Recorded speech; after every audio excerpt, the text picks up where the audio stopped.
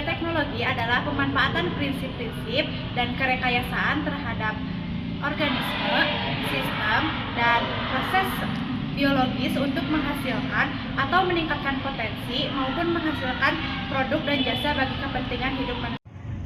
Sejarah bioteknologi. Sejarahnya dimulai dari teknik kuno, seperti fermentasi oleh peradaban awal, dan kemudian berkembang pesat di era modern dengan penemuan struktur DNA pada tahun 1950-an yang memicu rekayasa genetika, produksi insulin, dan organisme transgenik. Dengan istilah bioteknologi yang dicetuskan oleh Carl Erecki pada tahun 1919 untuk penggunaan mikroba skala besar, membedakan antara bioteknologi tradisional dan modern. Ilmu-ilmu yang digunakan dalam bioteknologi yaitu 1. Mikrobiologi. Mikrobiologi merupakan cabang biologi yang mempelajari tentang makro dan diastereomik. 2. Biologi sel. Biologi sel merupakan cabang biologi yang mempelajari tentang sel. 3. Genetik. Genetik merupakan cabang biologi yang mempelajari tentang pewarisan sifat-sifat dan makhluk hidup dari satu generasi ke generasi selanjutnya. 4.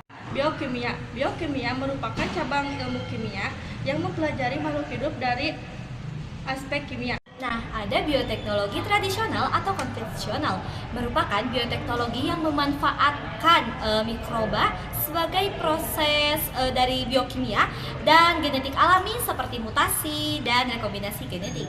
Pada abad ke-18 baru disadari bahwa pembuatan alkohol melibatkan proses peragian yang merubah fruktosa dan glukosa menjadi alkohol dan gula. Nah, ada bioteknologi modern. Bioteknologi modern ini yang merupakan bioteknologi yang didasarkan pada manipulasi atau rekayasa dan selain mikrobiologi dan juga biokimia. Ada dampak bioteknologi. Bioteknologi dibagi menjadi 3. Yang pertama, meningkatkan produksi pangan dan kualitas hasil pertanian. Yang kedua, berperan besar dalam lingkungan bidang kesehatan seperti vaksin, terapi gen, dan bayi tabung. Yang ketiga adalah mendukung pengembangan energi alternatif dan ramah lingkungan.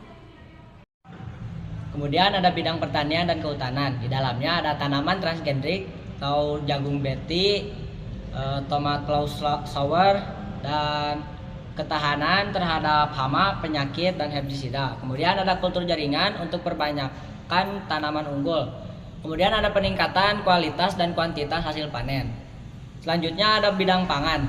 Ada apa di bidang pangan? Di bidang pangan ada bioteknologi konvensional, fermentasi. Kemudian ada bioteknologi modern atau peningkatan gizi. Tentang kesehatan dan farmasi ada beberapa bagian, yaitu yang ke-1 produksi antibiotik, penisilin, kedua pembuatan vaksin, ketiga produksi hormon, insulin, dan vitamin B12, keempat antibodi monoklonal, kelima teknologi reproduksi bayi tabung atau IVF, kelima terapi gen, keenam penggunaan sel panca, ketujuh rekayasa jaringan. Industri dan energi. Yang pertama, produksi bahan bakar alternatif seperti biogas, biodiesel, dan etanol. Yang kedua, pemanfaatan limbah biomasa sebagai energi. Dan yang ketiga, tekstil ramah lingkungan seperti biodesain. Bidang lingkungan. Yang pertama, bioremediasi untuk membersihkan pencemaran minyak dan limbah. Yang kedua, fitoremediasi menggunakan tanaman seperti eceng gondok. Dan yang ketiga, pengolahan limbah ramah lingkungan. Bidang pertambangan. Yang ke-1 biohidrometalurgi untuk ekstraksi logam. Yang kedua, pemanfaatan bakteri dalam pengolahan biji logam.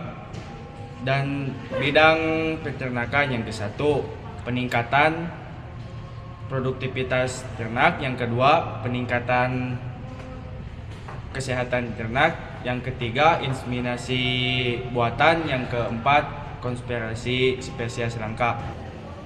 Baik, terima kasih. Sekian dari kelompok kami. Mohon maaf bila ada salah dalam kata. Assalamualaikum warahmatullahi wabarakatuh.